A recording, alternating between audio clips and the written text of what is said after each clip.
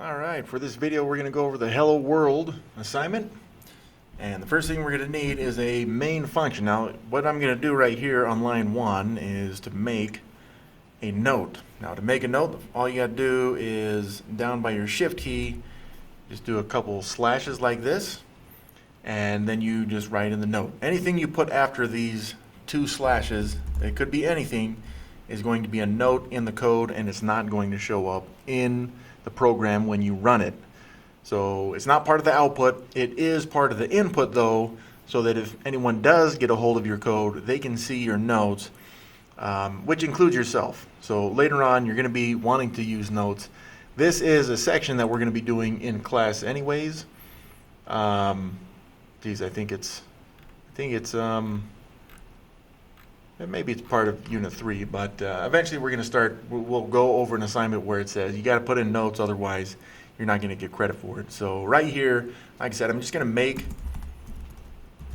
the main function. Now, we're going to call it the main function just so you guys can get credit, but the truth is you can call it whatever you want. Okay, so notice I pushed enter and it went into line 2. Some students like to just press enter a few times just so they can have a few lines to work with if they need to go down. I'm going to keep those just in case I need them. So to make our function, the first thing I'm going to want to do is to actually write the word in function because it is a function. Now we'll start with function, F-U-N-C-T-I-O-N. You have to make sure that's spelled correctly. If you spell it incorrectly like this, function, then you see it stays green. We don't want it to stay green. We want it to show as red in this case. On your assignment, it should show purple, and then the name of the function usually comes out as blue. Of course, you can see mine's a little bit different because I'm using a different program. And just for the sake of the assignment, we're going to use the word main right here. And then after naming the function, which is in orange for me, main, for you guys this should turn out blue. Then we're going to put in parentheses, which come out black. Now you see that they're both underlined. If I put space in there, they're underlined to show that they go together. For you, as you put this into CodeHS, it's probably going to outline those for you, okay? Now, we don't need that space there. There are times where you may want to put information in that set of parentheses, but pretty much this entire class we don't. After that, we need an opening fancy bracket like this one. That's the button right next to P on the right, but you got to push shift, and then I'm going to go down a few lines, and then I'm going to put in a closing fancy bracket. Now you see how that's underlined again on line 5, and then on line 2 it's also underlined, showing that the two go together. And that's what we need. We need them to go together because they do go together. If I don't have this closing fancy bracket, I'm going to get an end of input error. And so if you end up with an end of input error, then you know that you usually have misplaced or have forgotten to put in a closing fancy bracket. I need that, so I'm going to put it in there. Now what you noticed as well is back here on line 2, when I pushed enter, it's already indented for me, and that's on purpose, okay? We do want these indented. Everything inside the main function we want indented. That is good coding etiquette because over here on the left, the function is not indented.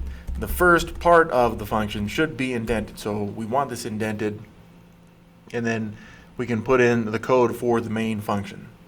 Now, even before that, what I'm going to do down here on line 8 is I'm going to make another note. I'm going to say I'm going to call out or run the main function. Okay. Now again, we called it main, but you could call it anything you want for this assignment because it's just an example assignment. And of course, to call it out or to run it, we're just going to say main parentheses, close parentheses, semicolon to end that line of code. And again, that semicolon right there is usually put in so that people understand that are looking at your code, this is the end of that line of code. It's good coding etiquette. Next up, we're going to come up here to line 3. And by the way, I just put in some code. You should run it to make sure there are no errors. You should make sure there are no errors. If you do have any errors, you need to go through the code that you have, which isn't very much right now. It wouldn't be in the notes. For me, that's line 1 and 8.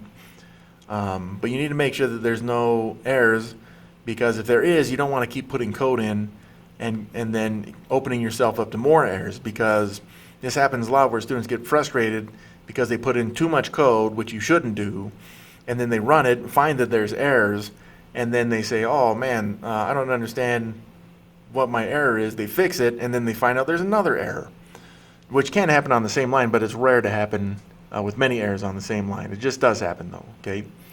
So again, make sure you're checking your code after you put in a line of code. So, but not notes are not part of it, right? So I'm going to put in a note right here, and we're going to print our first message. Yeah, and you guys can see I'm not a great typer, and I don't really care though, because if I need to fix it, then I do.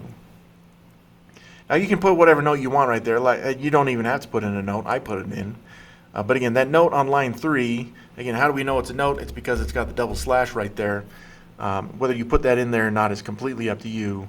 I recommend putting in notes whenever you put in code so that you can understand it if you ever need to look back on your code. But we're going to print our first message. So to do that, just like they talked about in the video, it's console, C-O-N-S-O-O-L-E. See, I almost misspelled that right there. Console dot L-O-G, and then we got our parentheses, and then we got our quotation marks right there. Now, they usually say right in hello world. I don't like people telling me what I can and can't do, and since we don't need to get credit for this assignment because it's just an example, it's not actually an assignment, we can put in whatever we want.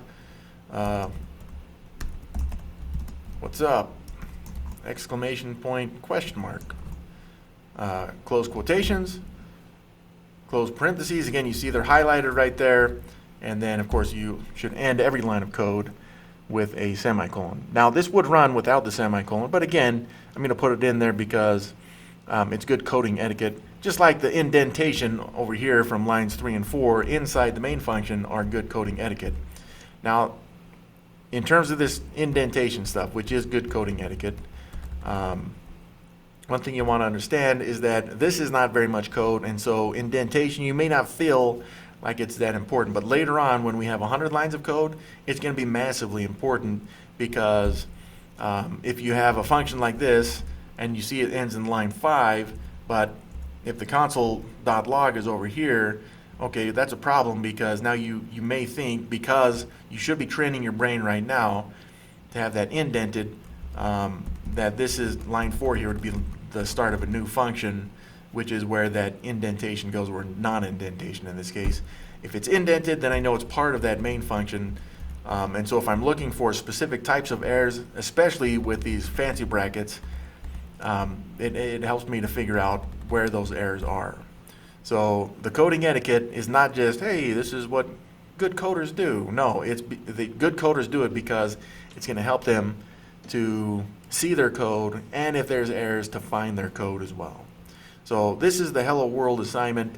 Again, I didn't put Hello World because I don't care, and since it's just an example, we don't need anything specific right here, okay? So this is the assignment. If you did it, you can submit it, but again, it's not worth any points. At least it's a good intro for us to get started with notes, console log, and displaying stuff. Again, I can't show you guys it because it won't let me use CodeHS for this, but and so I'm using a different program which it's not actually able to run it. So hopefully this worked for you guys. Check it out. Make sure it works. If you find any errors, again, you got to check all your spelling over here, especially like this one right here. If you have a capital C right here, it's not going to work, even though you've been taught to capitalize everything at the beginning of a sentence, or capital L like after a period like we did. No, the code requires that these are lowercase c and lowercase l's right there, and there is a difference between uppercase and lowercase letters in coding. Okay, that's all we got then, so we'll cut it off right there.